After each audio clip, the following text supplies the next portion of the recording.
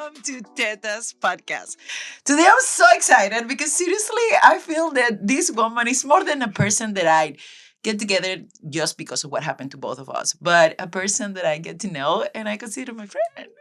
We have conversations, we have moments, and for me, it's very important this moment right now. We be with you here in our studio. Oh, I'm so Welcome excited to Kelsey. I don't want to get quote Kelsey Dibias. Yes, That's- Kelsey Dibias. I'm so grateful to be here, Vanessa. Thank you for having me. Thank you so much. I was Yeah. thinking before we start recording, like how fun conversations we have Yeah. out of, recording and anything. I was like, wait a minute. I have to have Kelsey here. We sit down, we talk Yeah. about all this. And Mhm. And when you say yes, I was like, Oh, it was an immediate yes. Immediate yes. thank you. Yeah, Thank of you course. for being Thank here. you. Thank you for being here. You're so amazing. This is a conversation that will go for what we know, the elephant in the room. Mm-hmm. Cancer. Cancer is what put us together. So let's dig in because as a youth survivor, Mm-hmm.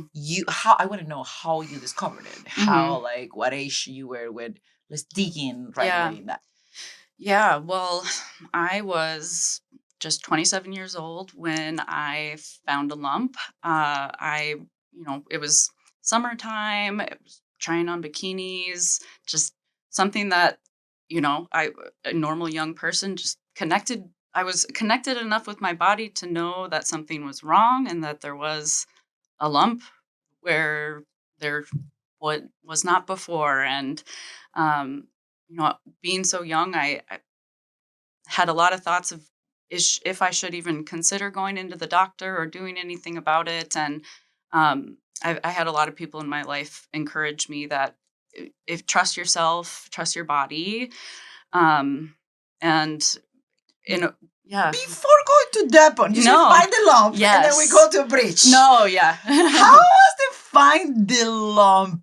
Yeah. Was moment like how you were in the shower, you were like you intentional was doing like a self exam or something like how find the lump and like we dig in more in connecting with the body because that's super important. Super important. Yeah.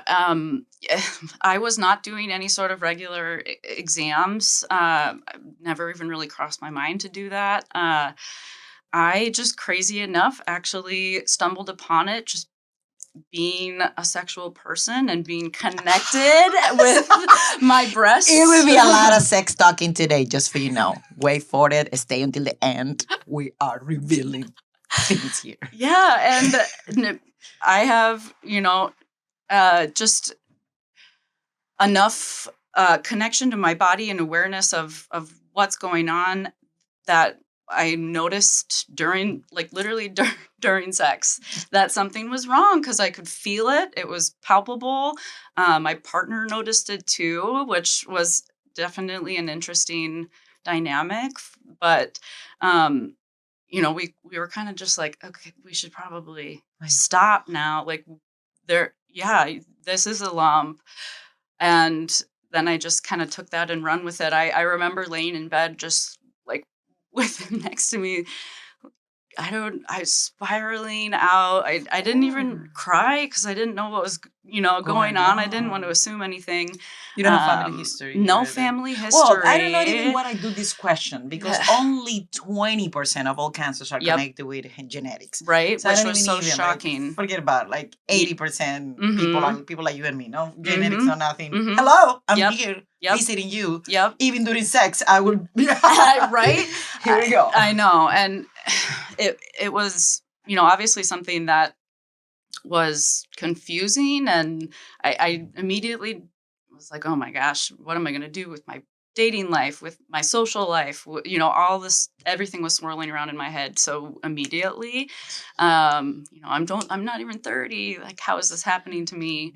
But I just knew I had to trust myself and trust that, something felt wrong. And I wanted to be proactive about my health, even though I was a young, healthy person. Like, um, it can still happen to anyone, unfortunately. But I'm glad that I, trusted myself to go to the doctor and, um, just yeah, the result had been like just crashed in my world when Mhm. when they told me I had cancer. I remember that doctor's visits like so clearly, and I think about it all the time. But yeah, it's not a journey I thought I would be on, but Yes. that now that I'm here, I have needed to just keep trucking forward, like just keep moving forward, one step at a time. And now I'm here, and I'm still laughing and like doing all the things I used to do, maybe in some different ways, but But um, it's just a lot. yeah. Tell us about that treatment decision that you take, because something that I like to chat with Hmm. people is like what how make you take the decisions, Hmm. over there. Some of us have the options like lumpectomy, Hmm. mastectomy. Some of us cannot choose to have or not chemo. Hmm. It come with the package. Right. Radiation. Like, tell me about treatments, because we like you going Hmm. through, and tell us about all Yeah. that and how you take those decisions. Right. So after they completed my biopsy, well, first was an ultrasound and then a biopsy, and came back as cancer. We did a full MRI just to check to see where any other cancer might be, and they did find just one lump in my right breast. So I was fortunate to have the options for either a lumpectomy or a mastectomy. Um, Making the decision was incredibly difficult. I had, as a young person, I didn't have any friends that I could really, like, I could go to some friends to talk about it generally for support, but I didn't even have any like aunts or older family members with breast cancer that I knew.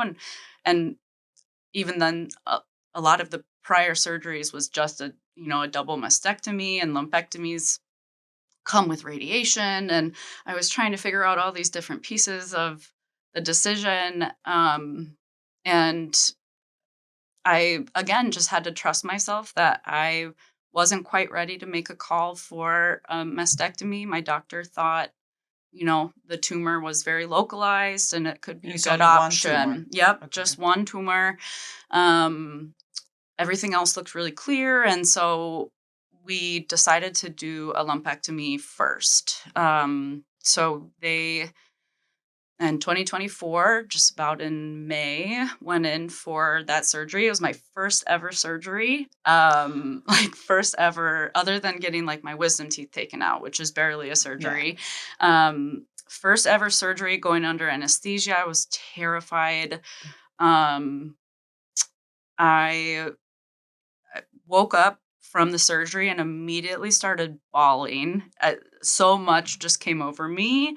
I it was, I knew there was going to be a huge loss of a part of like an intimate part of me, so I immediately like grieved that.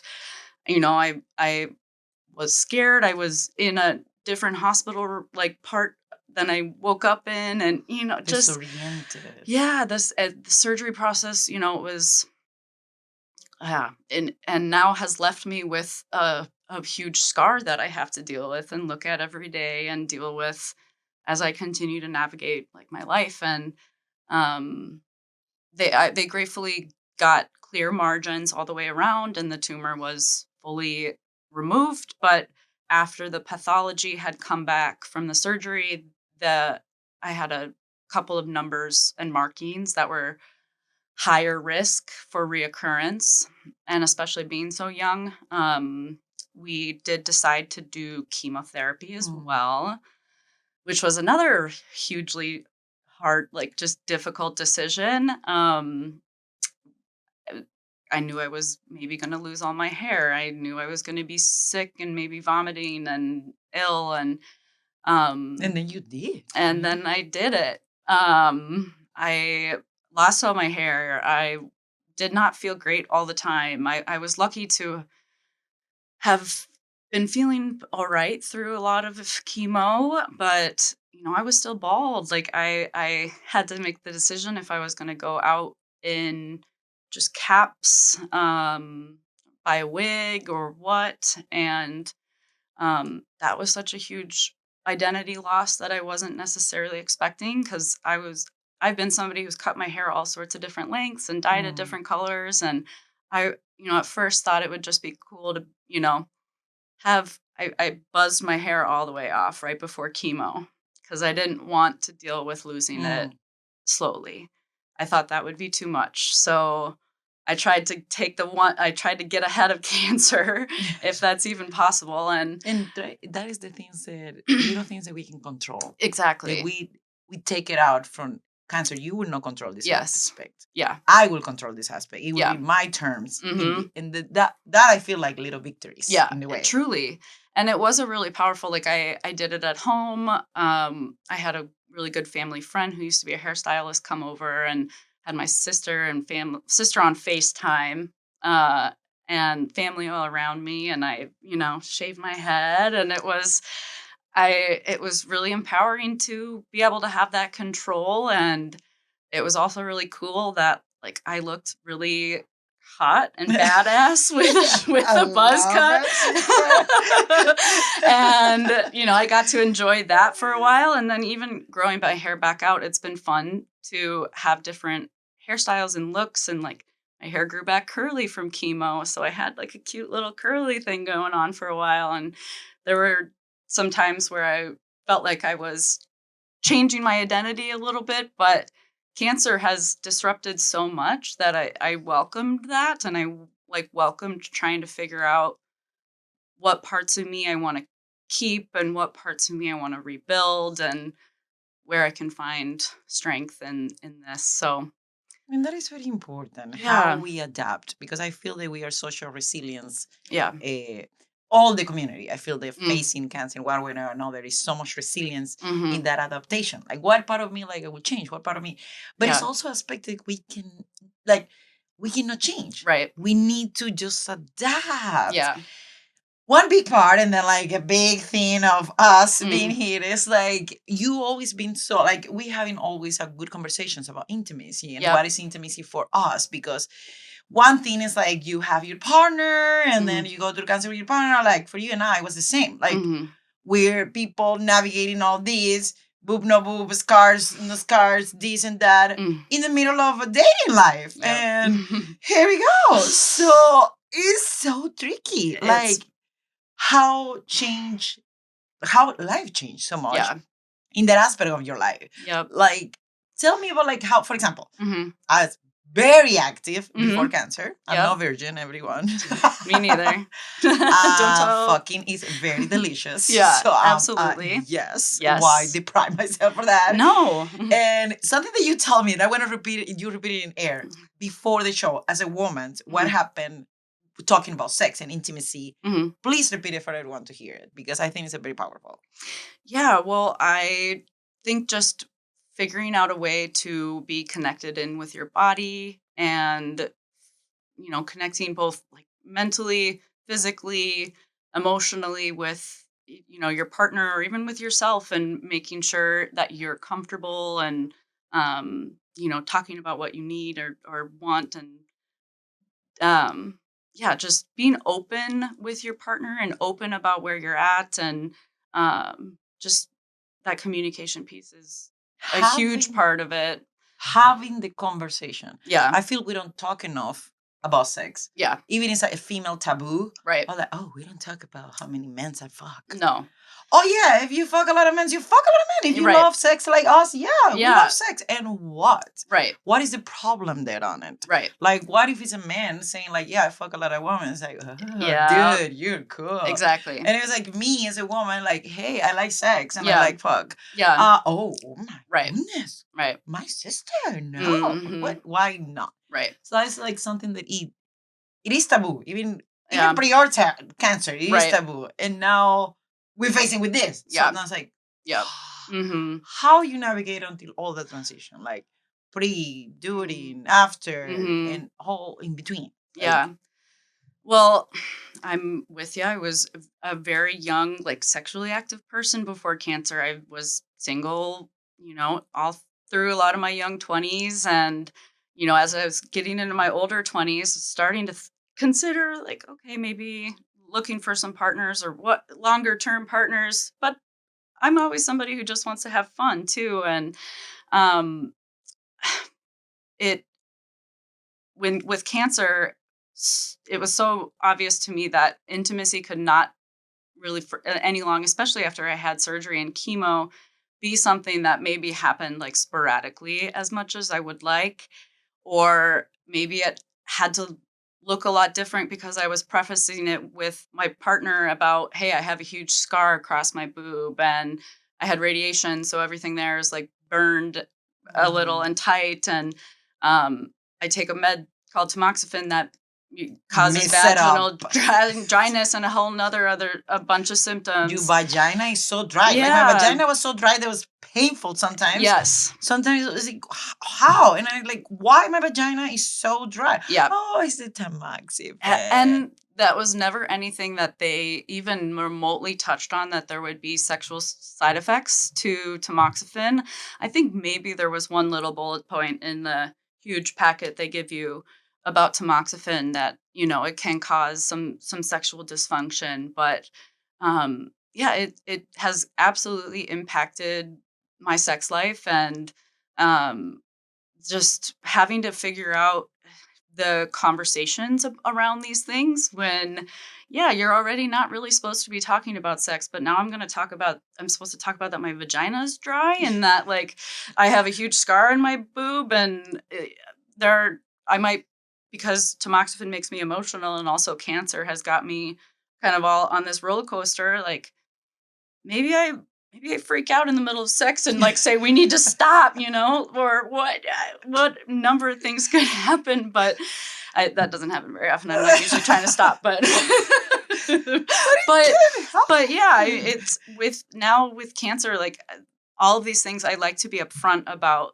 that with my partners because I don't want to be catching people off guard necessarily. Like, I usually tell people, like, if I'm sitting at a bar next to somebody who's trying to chat with me, I'll probably try and casually drop it into conversation right away. You are literally talking a topic that I'm like, when you tell people, I know. we are you're dating, Yeah. especially Mhm. when I was like, I go through cancer, focusing like, okay, get healthy, and then I was Mhm. like, okay, let me start dating Mhm. again, Mhm. because yes, I my body changed, but I need that. Right.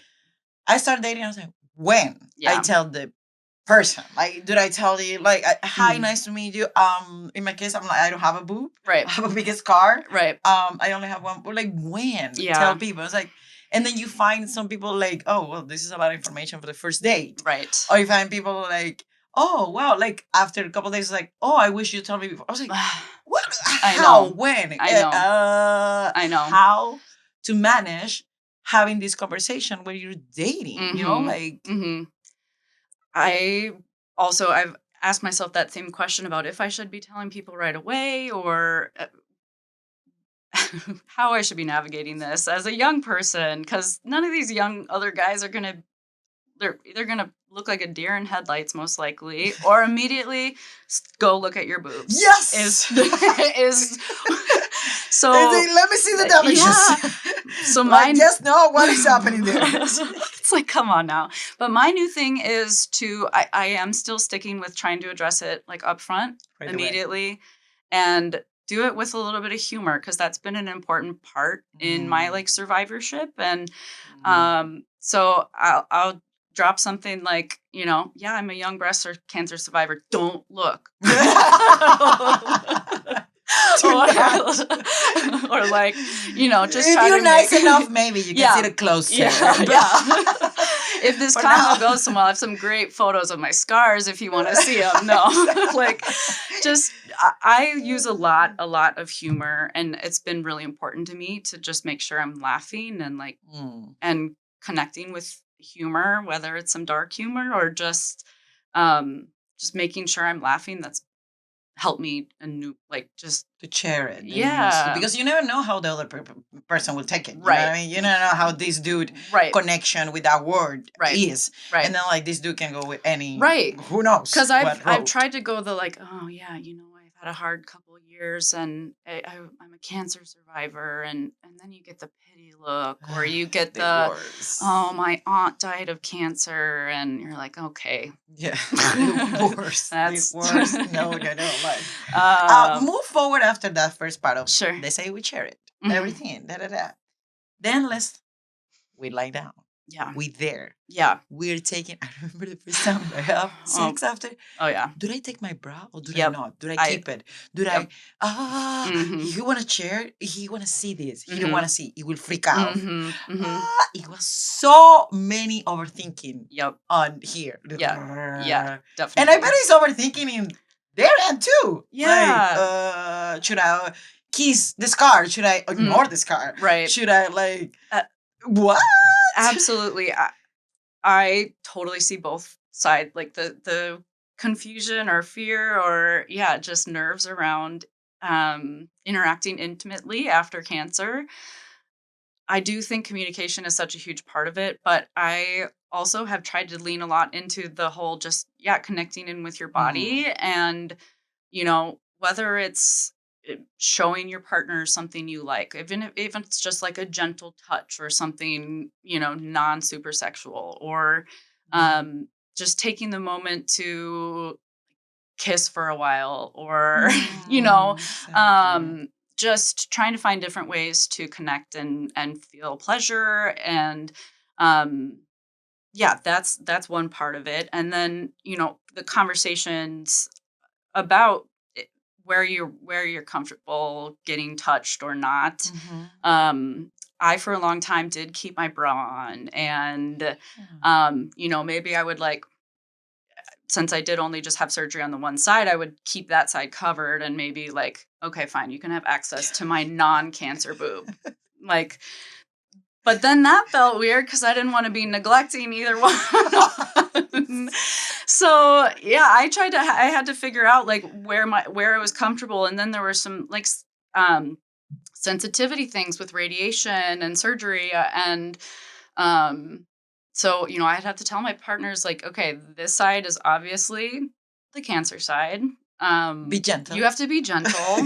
Be gentle You in that side. Yeah, like, just, The other one, you can eat it. yeah, whatever you want on the other You side. can eat it, you be aggressive, Yeah, you yeah, play yeah. around. But it is definitely a lot of different sensations, especially I think radiation has I impacted just my, bet. because they did radiation on my full breast, and I still do have a lot of remaining tissue Like, and my nipple there even. Um, but yeah, it's the skin is different there with radiation. And so I usually like to be upfront that, yeah, I don't try to hide anymore. mm, I've been able to move past that and feel just empowered with how my body looks now. Um, but yeah, I am very clear about my boundaries of, like, don't be too hard, you know. Other than that, if is especially the vaginal dryness thing, I think, is a conversation that's even a little harder than yes. the whole breast top half, because so I've, maybe your partner is going to think that she's not into me, or what. th- I wouldn't want my partner to be spiraling or thinking about To anything like that. that. And so trying to bring that up of, hey, this med does cause vaginal dryness. I know that Mhm. sounds horribly gross and medical, and, like, Exactly. I know it's that like, maybe this is a lot of information, but yeah, the good communication right. between you and your partner Yeah. about you say something important. One, the connection with me and my body. Mhm. Second, my boundaries. Yep. What are my boundaries there? How far I will go, Yep. and then that communication with Yep. that partner of like, okay, Yep. I'm open to this and that, or Right. I mean, like in my case, I only, and I think I shared it before, I only can come Yeah. if I have boob stimulation. Oh, sure. I left my left boob, Yep. no cancer there, Yep. because I'm like, yeah, I will not be able to come if I don't Yep. have Yep. stimulation in my boob. So Yep. Yeah. put this one, keep this one. Yeah. But then it's me like extra scars and extra things going on. Mhm. And then something else like right away in the beginning, I was like, yes, no, maybe.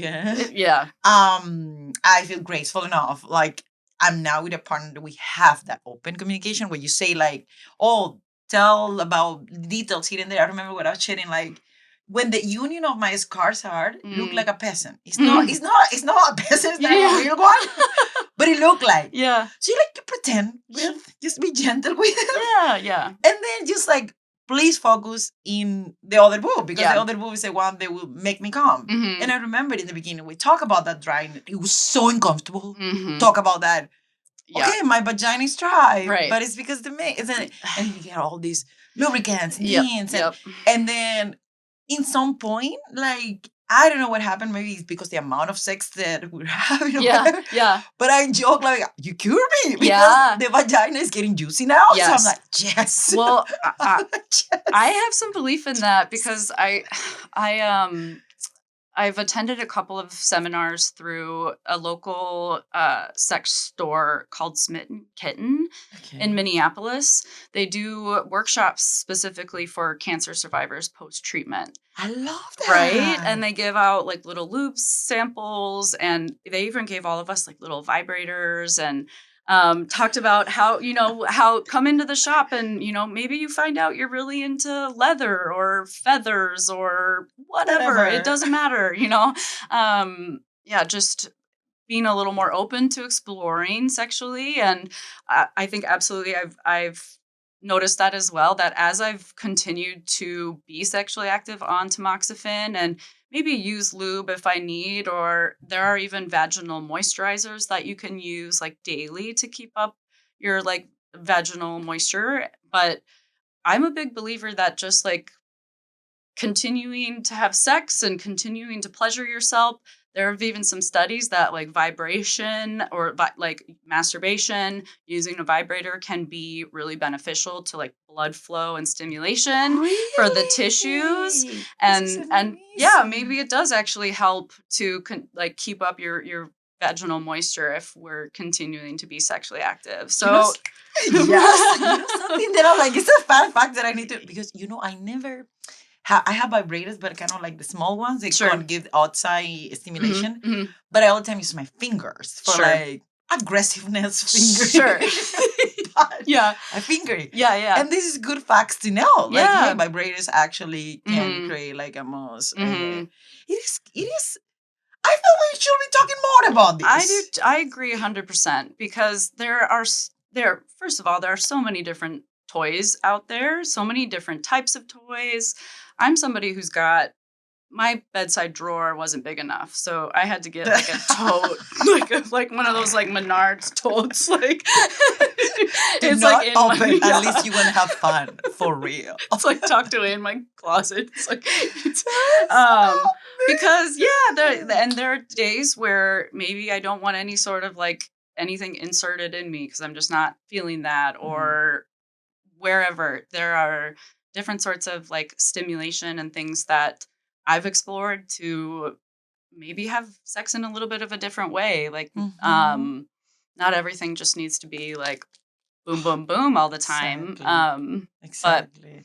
In that conversation, I feel that whatever position, I feel that for the man or the woman or whatever is pleasing you in that moment, it's also important to understand what do you feel comfortable. We say, like, in the beginning, I don't feel comfortable. People go there. I keep it put.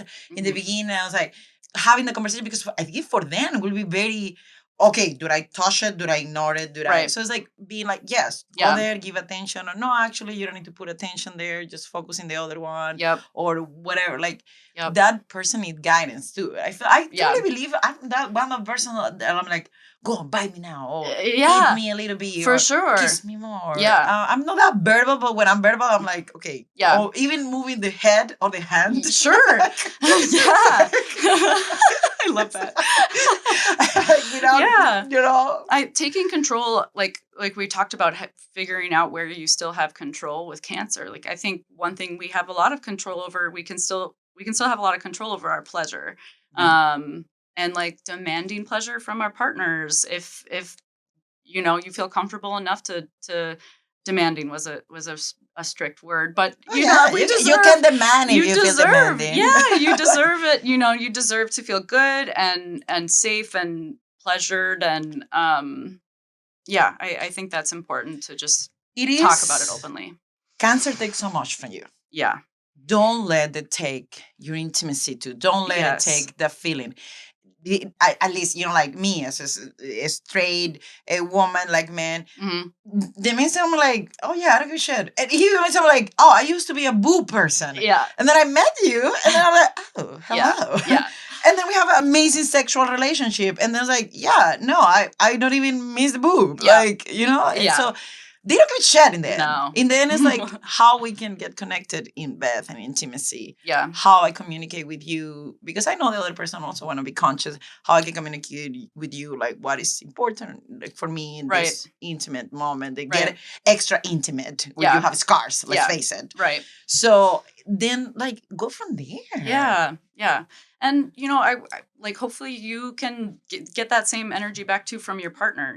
Like if you're in a safe, good, intimate relationship, whether it's just sexual or otherwise, like yeah, in sex is such an intimate thing that we do with each other. It's such a Sex is close. good. Where's my camera? I'm like, sex is good. It's very good.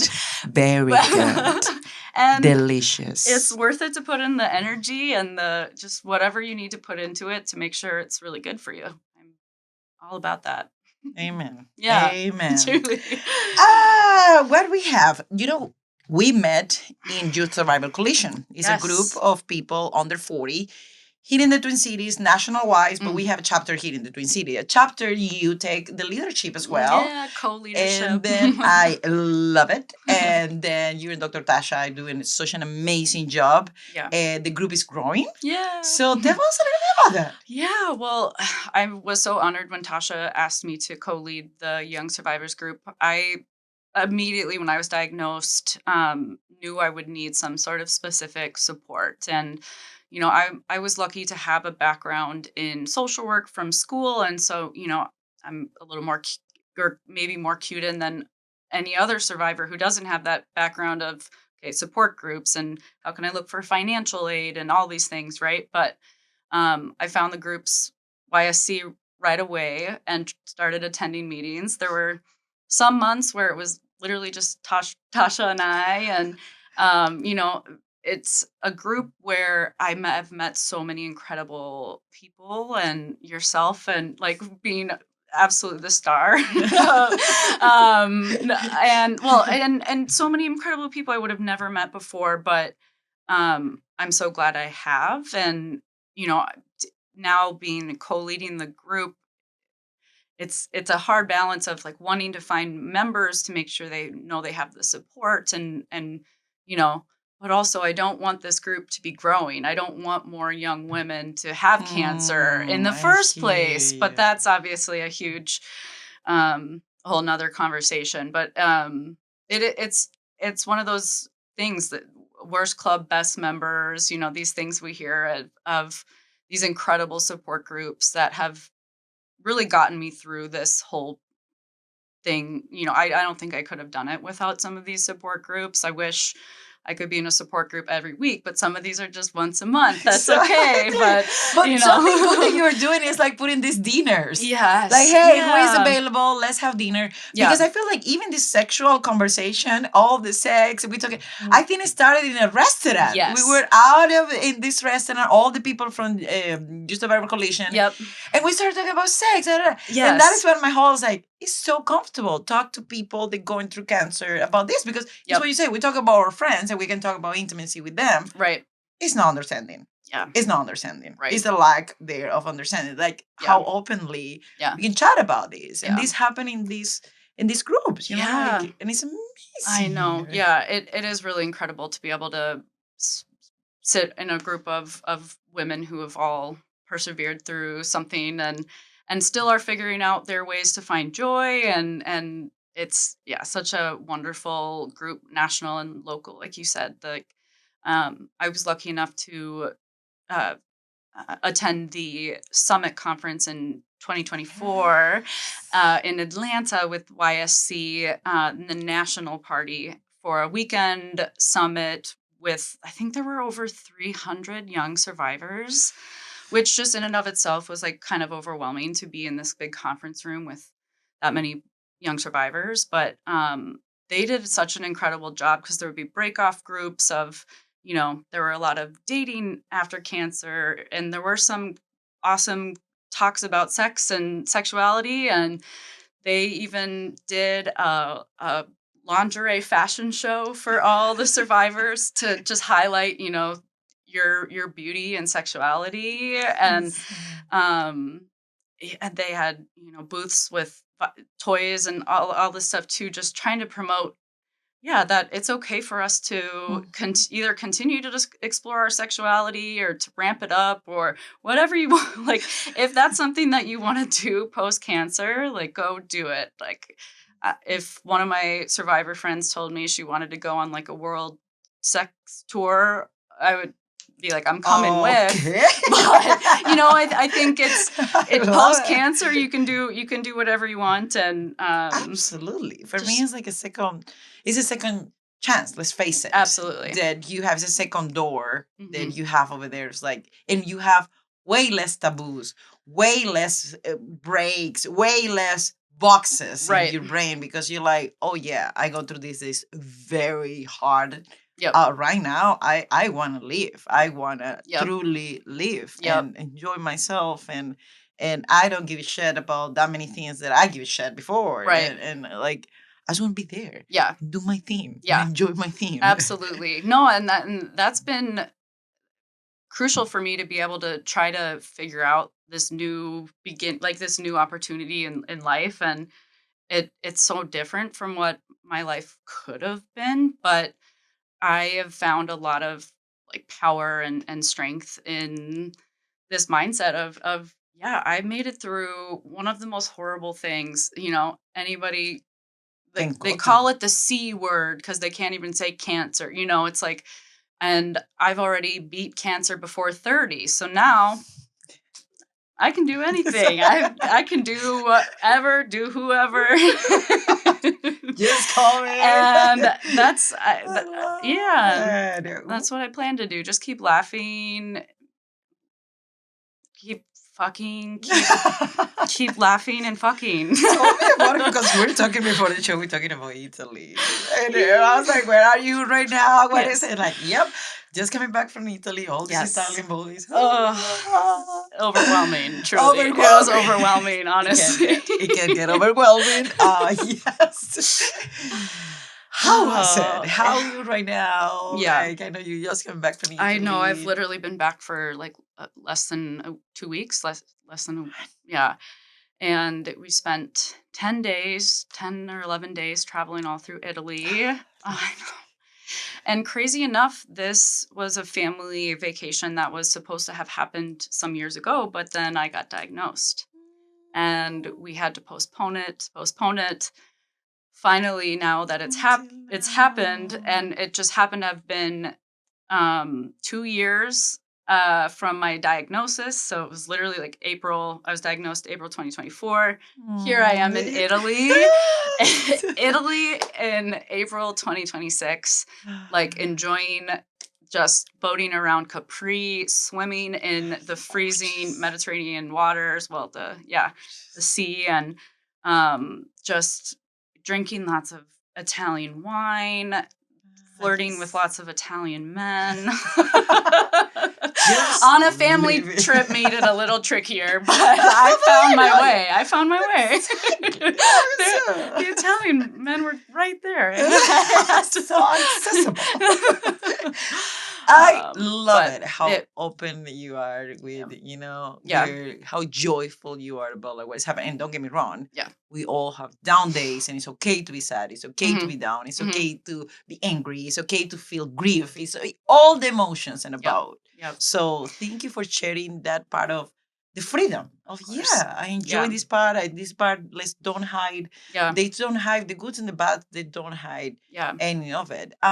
Is any message that you give there, especially for people like us under 40, under 30, getting diagnostics, and sadly they say these numbers will increase. They claim that it's because it's more diagnostics tests and here and there, but fuck that all. I feel that our food is toxic and a lot of shit is happening. Shit that we cannot control is other shit that we can control, but anyways, it's just so much in the air that is happening. The numbers are growing.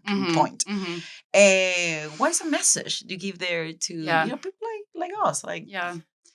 Well, I think one thing that in the midst of, like you said, it's just so much, so many decisions, so many appointments and scary, conversations and all of this that comes with cancer, I had to learn like just to be gentle with myself, just to give myself a little bit of a break at times and cut myself some slack, give myself some grace, because I'm somebody who's always been so hard on myself, like I need to get the straight A's, I need to have the good job, I need to do all the things. And that pressure on yourself in cancer, or did I make the right decision with the lumpectomy, mastectomy? Am I doing the right thing with my life now? I have moments where I have some of that self-doubt, but just try to squash it with some kindness and just, being gentle with yourself.